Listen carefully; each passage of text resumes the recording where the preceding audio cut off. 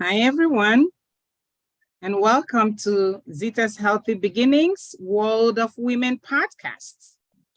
Today is January the 17th, and we are here one more time welcoming our dear friend Jean Mwale back. Jean was on our show a few months ago, and she shared a whole lot about what she's been doing, her miracles of hope, and the new promotion she got, and what has been going on in her world. And Jean has accepted to come back today to give us an update, and we're so excited. She is really beaming with all kinds of blessings. And so, Jean, Happy New Year, and welcome to Zita's Healthy Beginnings World of Women podcast. So take it away, Jean. Yeah, just a quick update. I had an amazing time in Africa. I went to Africa, like I said, I was going to go there to see the situation and what people are facing over there. It was beautiful. I mean, just going home after such a long time. And it was my first trip back after actually losing my legs. So it was very interesting to say. I arrived at a very warm reception. The documentary will be out soon. So if anybody definitely wants to see that, and I'll get in touch with Sister Zita, so we can also post it on World of Women, just to also encourage, other women to say, and men, pretty much everybody to say, you can go from being so low to be there just by changing your mindset. But yes, so now when I went, like I said, I was planning to have an audience with the president. Unfortunately, his schedule did not align, as I was only there for 2 weeks. But I did speak with one of his people, and they put me in touch with the ministers. So I had the pleasure of meeting with the ministers of community development and social services. We did have talks. Again, those videos will be out shortly. And I managed to really kind of find out the challenges that people are having in Africa, especially in Zambia, because that's where I was. I mean, I would definitely give you an example of one of the things. When I went to the University Teaching Hospital, which is one of the main hospitals in Zambia,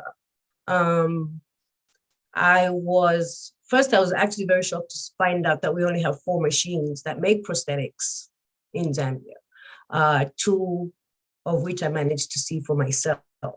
And they have a wonderful staff there, but the challenge was that they have the machines, but they don't have the materials to make them. So, which is, very sad. And what really touched me also so much was when I went to do part of the documentary there I met with the chief surgeon there, Dr. Mulenga. As we were filming, there was a gentleman there, and his name is Emmanuel. This gentleman was trying on his prosthetic leg on one side, 30 years old, trying on his first prosthetic leg as a gentleman. He lost his legs at 7 years old, trying his prosthetics at 30, living your whole life as a teenager, as an early adult. It was very sad. It was very sad to see.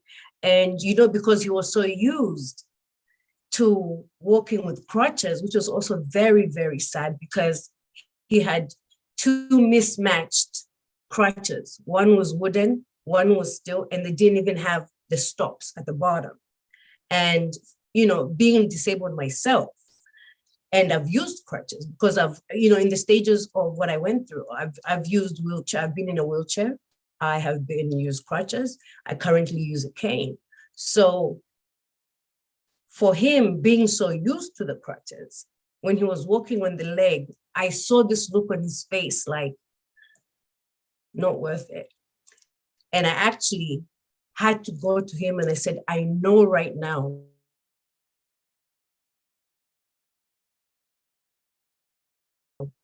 fortunately, we have medication here to deal with things like phantom pains, which occur with limb loss, but the medication there is not there and accessible to the people that need it. The government is definitely looking into that, and they are trying, but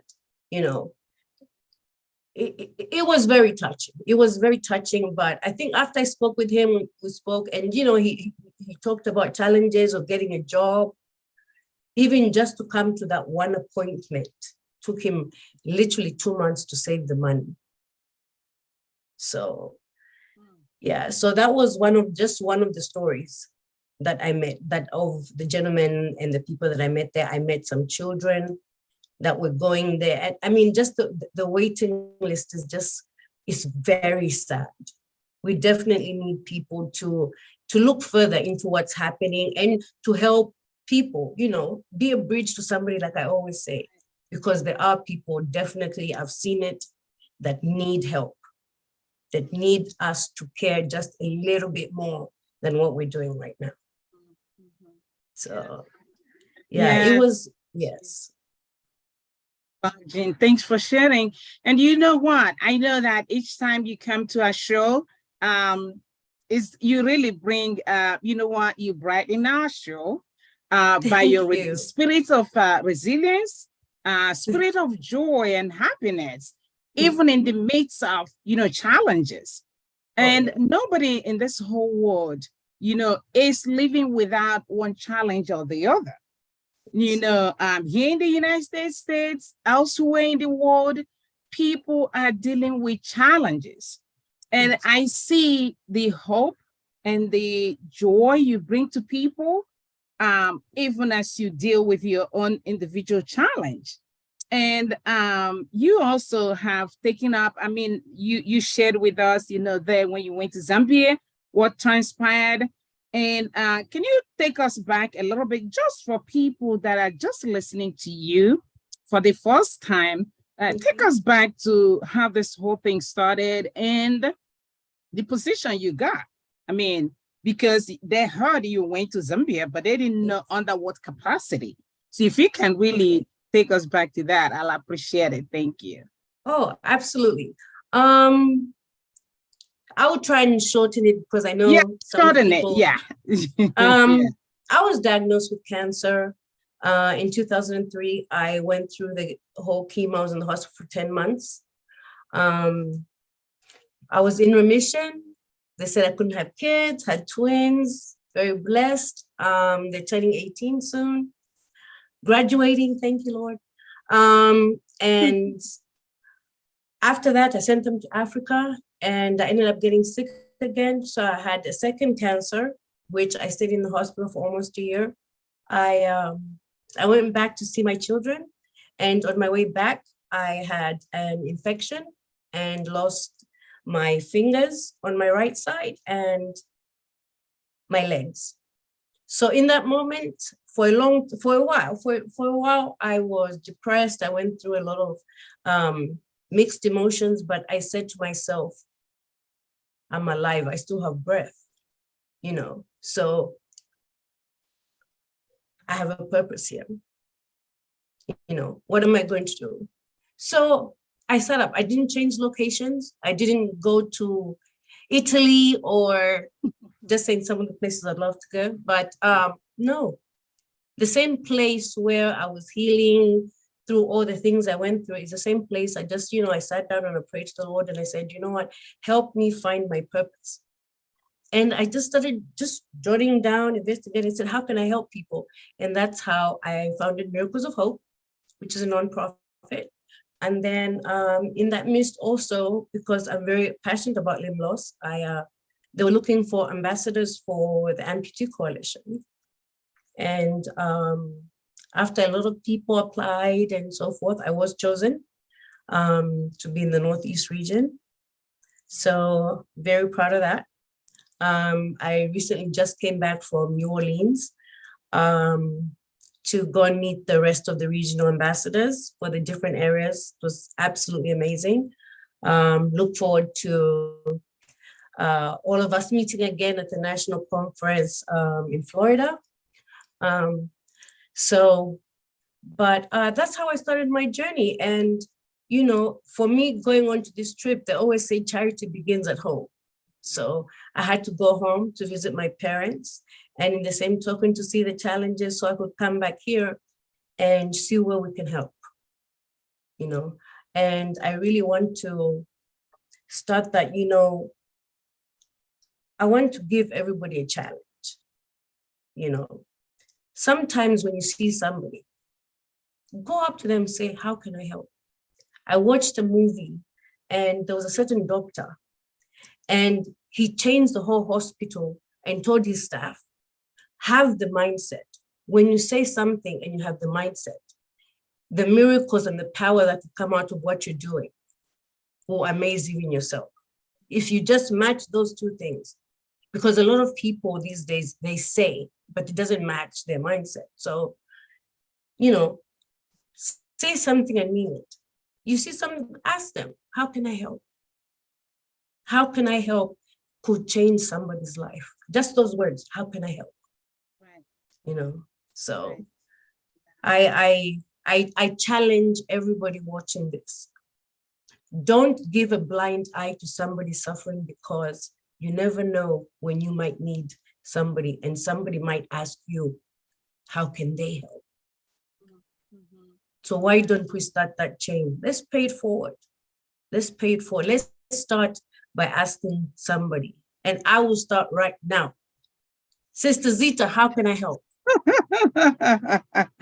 Yeah, and that's a wonderful question that you asked. And you know what?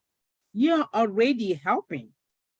You know, for coming to our podcast and, you know, volunteering your information.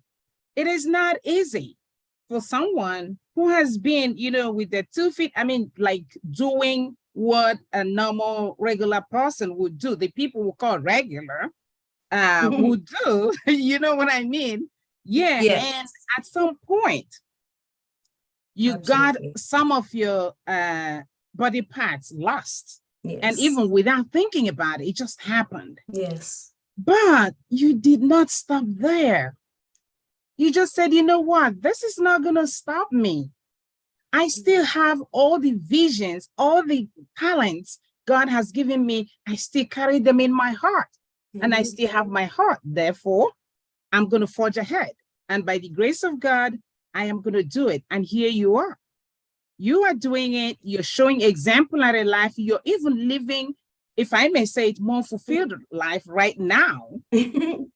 Thank Honestly, you so much. because you have these kids growing, okay, at your watch. Yes. Now you have this opportunity that you're using to let other women and men know that this is not the end of life. Yes, anything can happen to any of us. Nobody plans for, you know, any of this, but life happens.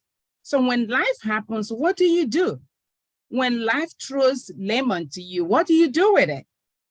You know, you have shown us that we better prepare a nice, tasty lemonade with it. Yeah. And really, you are a challenge to the women folk. You are internationally, you are a challenge to all of us. Because look at what you're doing now. So I'm glad you're already spreading the good news that women are more empowered in fact, when we think they're less, you know, in their whole life, they have hit the rock bottom and all that, just to say that, no, that's not the end of it.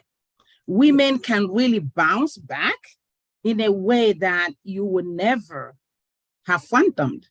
And that is what has happened to you, Jean. And I am so glad you're doing what I would have asked you to do. You're already doing it. Thank you. Keep spreading the news now. Jean, you also have a nonprofit that you're intending to expand with providing services. Can you just mention a little bit about that? Because that's another thing that you're doing that I'm really very proud of. Thank you. Thank you so much. I have a nonprofit called Miracles of Hope. Miracles of Hope, I I came up with Miracles of Hope because I looked at the challenges that I went through myself. So it's literally to help people, cancer survivors, to attain a better way to blend in the community, to survive, to develop greater independence. So I said, how can I help? Let me help because I understand how they feel. So Miracles of Hope was founded to help people like me that have disabilities and also that are cancer survivors, just to attain greater independence. So when I opened that, I'm now a 501c3, so fully tax exempt. So we're trying to, when I went to Zambia, we were in talks with the ministry and so forth. So I will be opening up Miracles of Hope in Zambia. Okay. So that will be in effect shortly. So that way, we're just trying to find a bridge to help. Maybe we can get, wheelchairs, canes, things like that. Because some people have things at home and stuff like that. We're just trying to find a way of bridging the gap with what we have here that we can help over there, right? Without obviously making sure that everybody here is also taken care of. So spreading the love, should I say? Yeah, exactly. That's a win-win situation. Or should we say spreading the mobility? Right. That's a good one, spreading the mobility. Because when people get mobile, life gets easier, correct? Absolutely. Yeah. So, and you're doing that here in the United States as well as in Zambia. And that's similar to what Zita's Healthy Beginnings is doing. Our nonprofit organization is taking care of women and children here in the United States. And every one of us, maybe not everybody, is aware of what the mortality is as far as women and children in the United States. And it's so sad to talk about.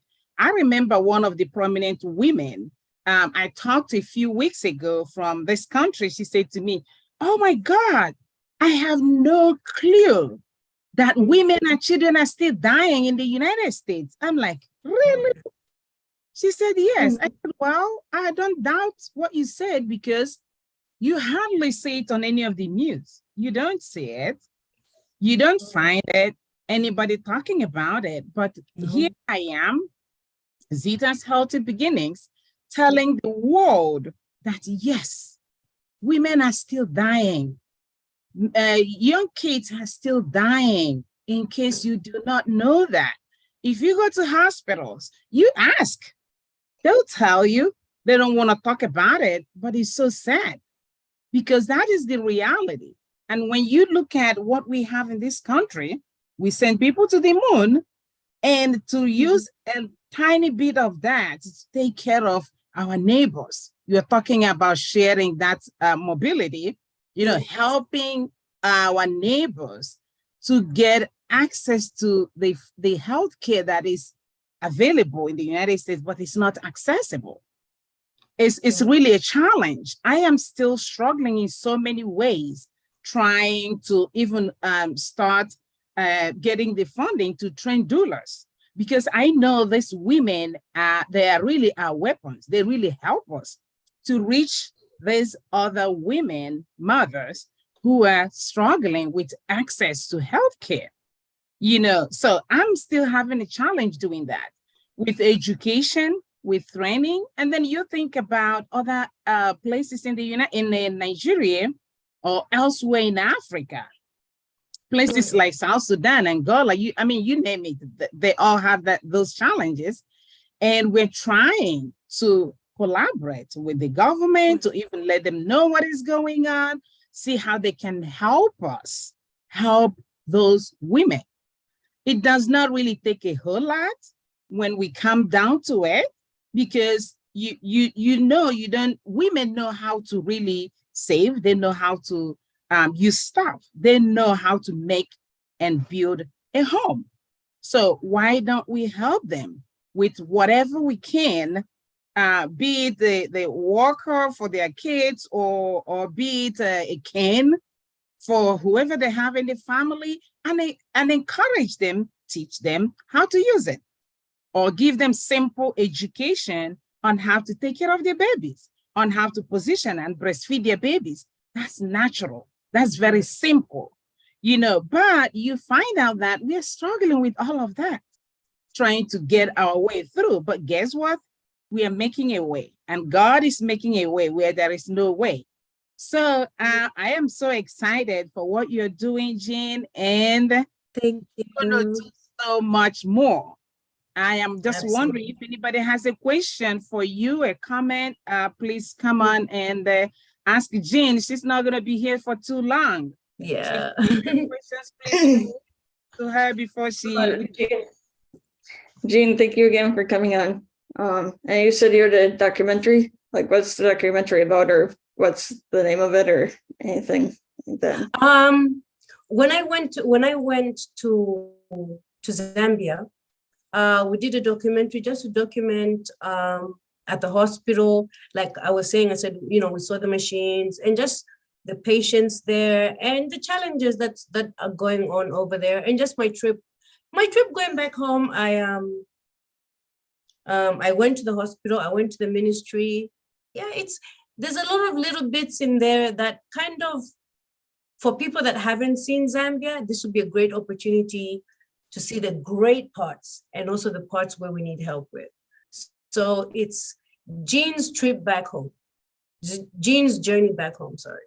Yes. Journey back home, thank you. And also, Thanks, Jean, I remember you had another documentary from, what's the name of the nice lady that came to your house and did all of that?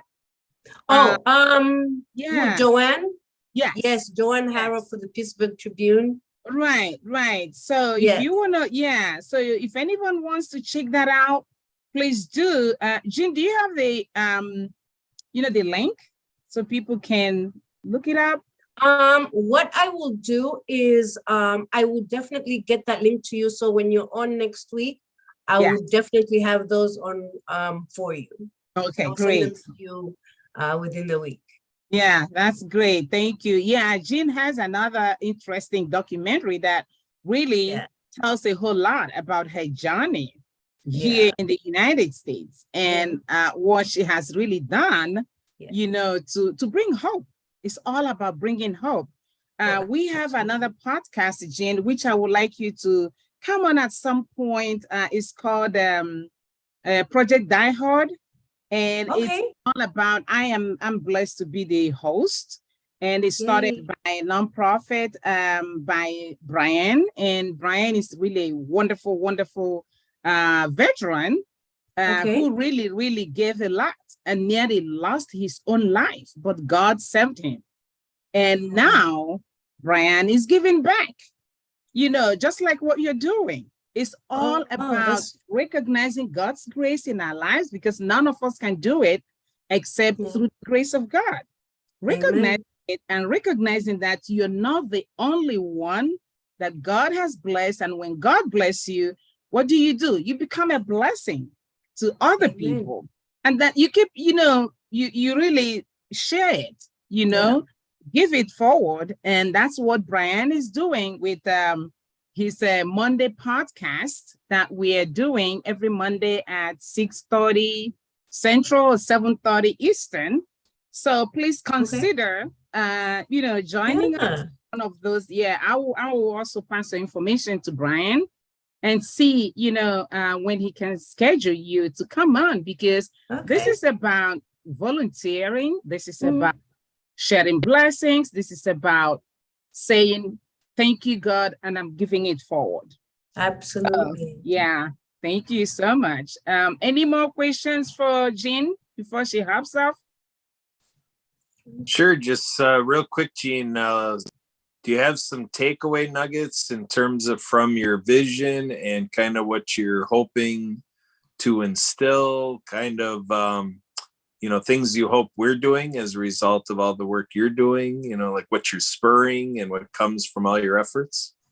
Anything to describe that? I would say, me coming out for so long, I was I was in seclusion because I wasn't sure of how people would take me, because, you know, there's always that, I think we spoke about this, Kurt, last time about, you know, inclusion and how people look at people that are disabled. So I think for me, sharing my story, and I've had a lot of people coming and say, you know what, I feel I can do it. I've had people just literally say, you know what, just by you telling your story, my life has changed. You know what I mean? You're putting light on the big people to help the small people.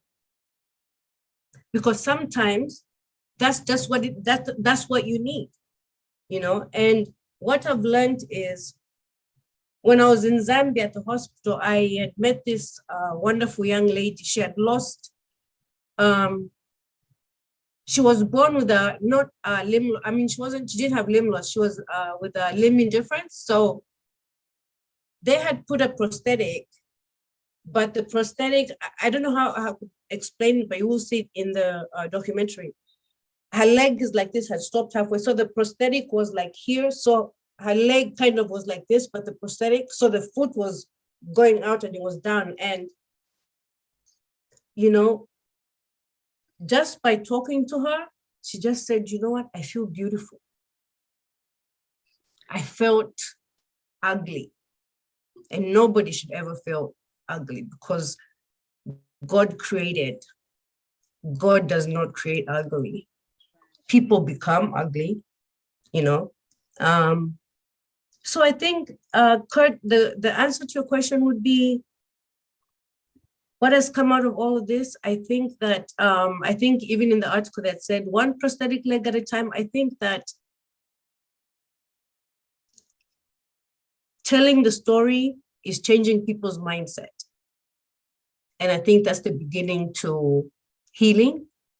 I think that's the beginning to forgiveness, because a lot of people that have gone through disability and have gone through hard times with anything have said things to themselves, done things to themselves.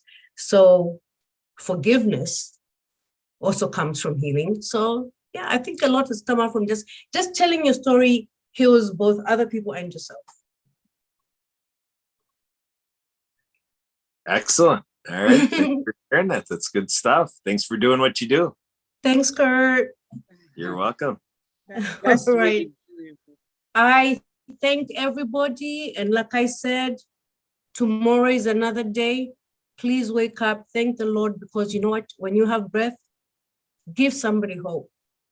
Ask them, how can I help? You know, or just tell them to smile. Smile at them and they'll smile back. If they don't, smile harder.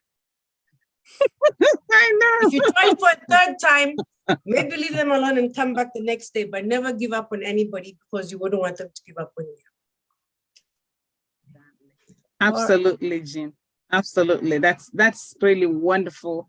And I like the bit of sharing your story, because, you know, it's through story sharing, and Jesus did that. People will ask him questions, and the next thing, you know, people ask you, should I do this? What will I do to inherit the kingdom of God? And then he says, this went out to sow. And it's like, oh my goodness, they're asking you, instead of saying right away the answer, and then you're sharing with stories. I think there's a very important message in sharing your story, because guess what? Just like each one of us, our faces are different, and so is our story. Even people that come from one mother, they still have different stories to tell. Mm-hmm. And the more we share our stories, the more people come to understand who we are. Because you can't really say who someone is by just looking at their faces. No, you cannot. Even if they look alike, even if they are twins, you still cannot, because each individual is unique. And that's why actually I do podcast, World of Women podcast, and Zita's Health, through Zita's Healthy Beginnings. I like to share my story. At some point, I say to myself, why am I repeating my story all the time? People keep asking me, share your story. But I know by sharing my story, people will know that I was just not born with, silver spoon. Then I was not even born in in a city. I was born in a little village. I was born in a place. My mom delivered me in our home. So people can understand what a woman went through to give birth. The circumstances surrounding my own birth. So when I'm talking to women about caring for your babies, that that I have someone who has been there, done that. And I know that maybe breastfeeding your baby is hard, but that it won't be harder than when you have your baby tied at your back and you're walking 30 miles to a hospital to secure health services for your baby. And stopping in between to breastfeed this baby, it won't be harder. I don't see anything that would be harder than that when I'm talking to women today in the United States, where you have all kinds of help, all kinds of breast pump, different kinds, and you have people like us who are actually ready to support them.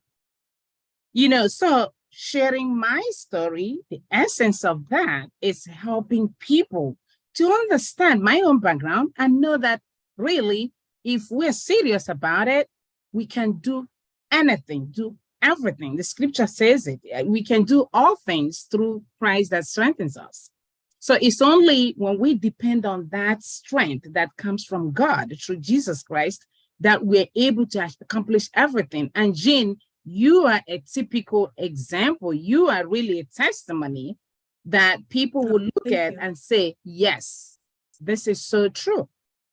And I am so really proud of you and proud of what you're doing. And I know that even by this time next year, you'll be having more developments to share with us. So I hope you keep coming back. Yes, thank you so much. And I hope maybe in a year or two, we'll open a branch of Miracles of Hope in Nigeria. And that will really happen. I say amen to that.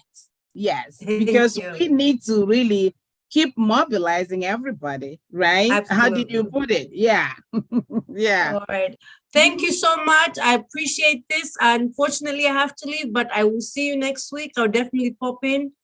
Thank you for the audience. Thank you. Thank you. Thank you so much. All right. Bye, have a good one. Thank you.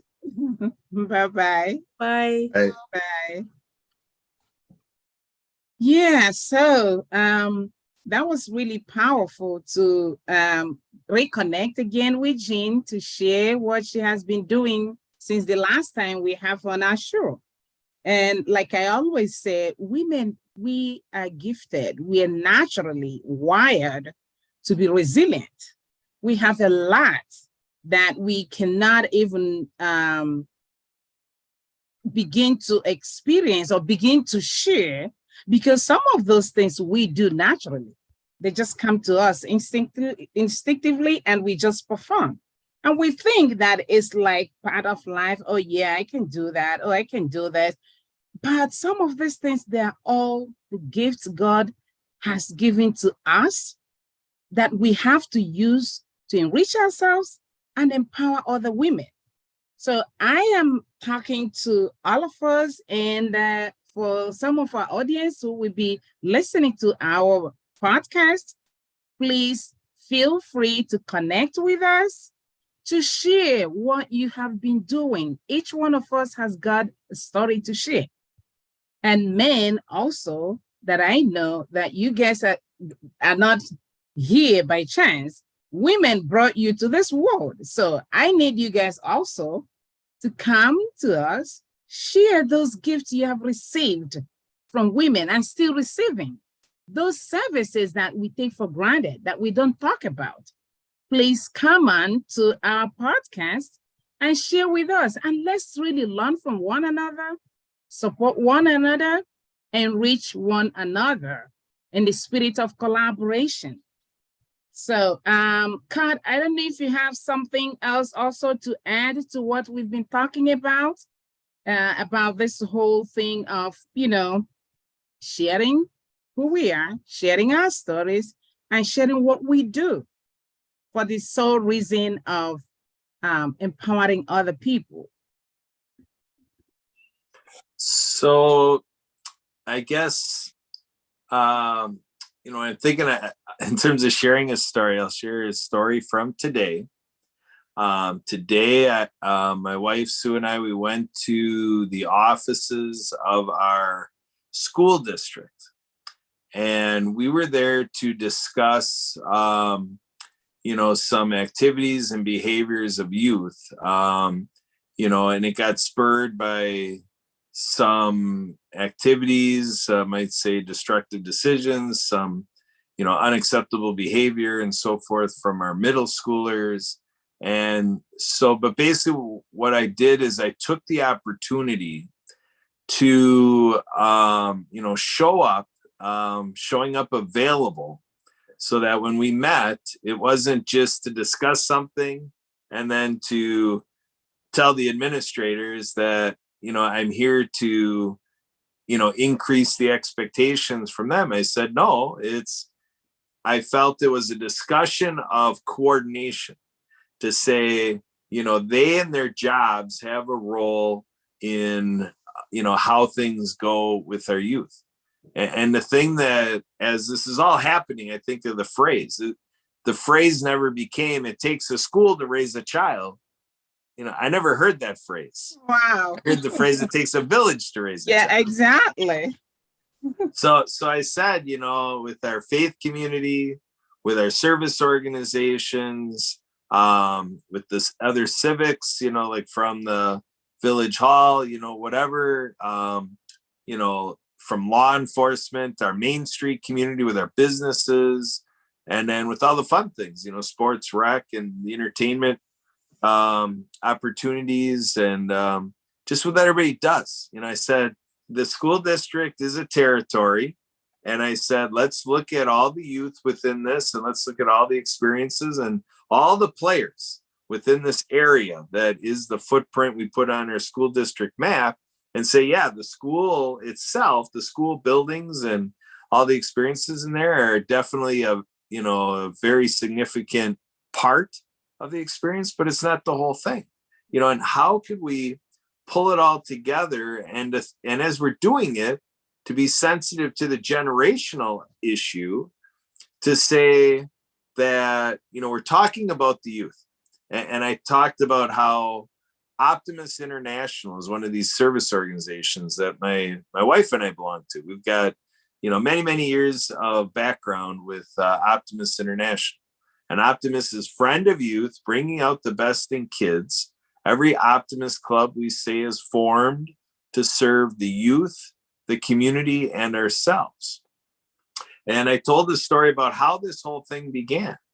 It all began many decades ago, where guys having a business lunch, would do this week, like time after time. There's this pattern: have lunch, do business stuff, build that rapport and that professional acumen, and maybe even do, some fun, playing cards or whatever. And so one business guy says, it's great we gather like this, but he asked if he could propose something, and if these guys would hear him out. And what he did is he had a newspaper article where there was a boy who got himself in trouble, a juvenile delinquent, and he committed a crime, and just really looked like, destructive decisions there. And what these guys did is they responded to their friend or their colleague, associate, however they want to look at them. And they said, yeah, let's, as a group, see what we can do to help this situation. And out of that became a story of friend of the delinquent boy. So again, what my point here is that, there's an opportunity to have conversation, to be aware of what's going on out there, but to not hesitate to consider a role at some point It's all about right people, right place, right time. So we're always asking if we're the person that's going to do that. And, you know, if you're looking at, you know, that you have the capacity to do something, to be placed where needs are, and it's not the right timing, it may come at a better time for you. But, you know, I think there's a little bit of asking for that. You know, can people out there come in and give a little something? You know, in volunteer work, they say, I'm guessing you, Zita, with Zita's Healthy Beginnings, the phrase of many hands make light work. Have you ever used that expression? Yes, yes.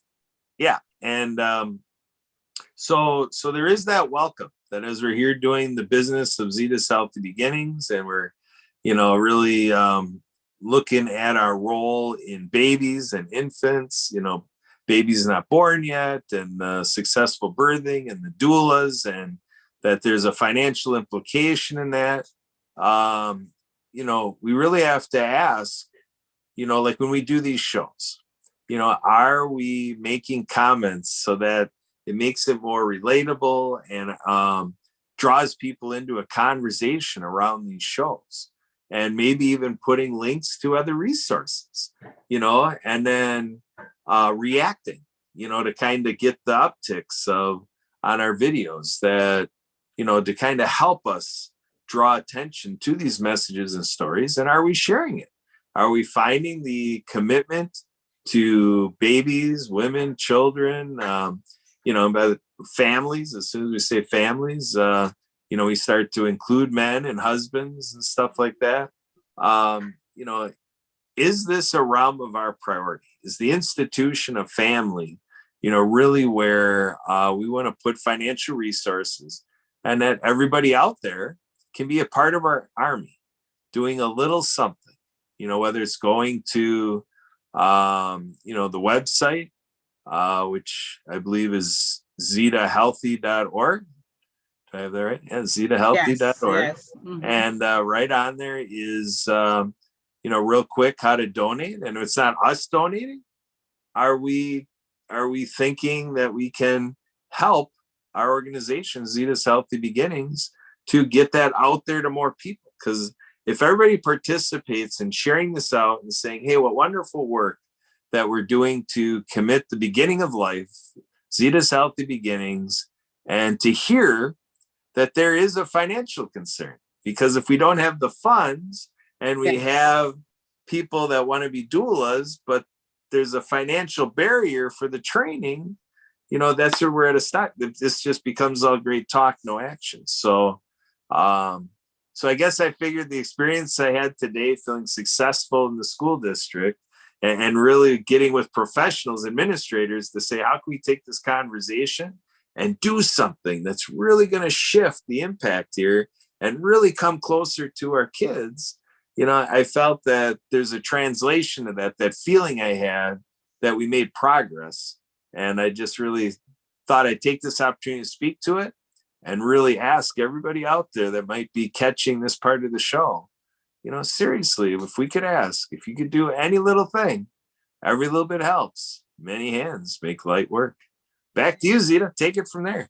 Yeah, thank you so much, Kat, for that sharing. That's what I mean, sharing stories and then putting it in a way that it works for a particular situation. And like Zita's Healthy Beginnings, I like what you said, the beginnings of life. So what are we really individually, family, communities, and in fact, as a nation, what are we doing to support the beginnings of life? What are we doing to support the beginnings of life? And that is what we are doing here at Zita's Healthy Beginnings. We care for the beginnings of life. And remember, when you talk about the beginnings of life, we also want to go back to caring for people as well who bring this life. You know, before you have a beginning, you're going to know, how did that life come about? So, and that involves our young women. We do that in our families, on individual levels. We do that also through community. So yes, as you listen to this podcast this evening, it is really an interesting one in the sense that we're listening to people share their stories, and we are also sharing our stories through this podcast. But we're asking each one of us, because this is something each one of us can do. How do you become part of the beginning of life of any child? Through supporting women, through supporting young women, through supporting families, through supporting the whole family, community. How are we doing that? And there are so many ways we can do that. You've mentioned them. You can do volunteer work, reach out to us, find out, okay, how can I be part of this wonderful work you're doing? How can I be a part of beginning of a new life for a baby? We will have definitely show you how. How can I really prepare doulas who do this job, who really help to reach out when the need is great? How do we support them? There are so many ways we can achieve this. So my question is, how often do we think about, supporting the beginnings of life? How often do we think about that? It is important, very critical, that we begin to have that mentality of thinking about life, how we can preserve it. And we all owe it to each other to just do that, because it ends up being a win-win situation. Nobody loses when we are trying to help one another. We can only grow better and be better people when we support one another. And that's what we're doing here. And so I am hopeful that as you listen to this podcast, our listeners there, our volunteers out there, our donors there, we are full of gratitude for what you guys are doing so far to support us. We ask those of us who are still thinking about it, please go to our website. It's www.zitahealthy.org. You also have my email address right there. You can also reach out to us through Card or Emily. We are so grateful for what each one of us is doing to build a healthy community, to build a healthy family, and to build a healthy world, because together we can make this work. So thank you all for this evening's podcast. And I don't know if anyone has last comments before we can wrap it up for tonight. I'll just throw out, wow. This is another great wow podcast. Way to Yes. go. Thank you. Yes, it is. Thank you. Yeah, so I want us to always remember that this podcast is coming to us through World of Ability Podcast in connection with Transform You Network and PARC. We are so thankful for the opportunity they give us every week to reach out to our audience with this wonderful information about how we can really build, support families. And until next week, Emily, you want something to say before do you have something to add? I was just happy that Jean came out and her story is a very inspiring one. Absolutely. Absolutely. Yes. And that's like she promised that whenever she gets us, the whole details, we'll definitely share it with people, because I believe that her story is inspirational. And the more people that we can get this information into their hands, the better, because people would know what other people are doing regardless of their individual challenges, and that we cannot allow any challenge in life to stop us from being what we've been called to be. That is, from being a source of hope for ourselves as well as for other people. So yes, we will definitely appreciate sharing this information when Jean gets it to us. to all of you out there, and just to encourage us and to really affirm Jean's work, because she is really an exemplary woman. All right, so until next week, Tuesday at 8 p.m. Eastern, we're going to be back here talking about, more stuff. And we have someone who's going to present, talking about health and how to support women. And I hope that you all come back and to listen and share. Until next week, have a great one. Stay safe and stay blessed. Thank you. Have a good night.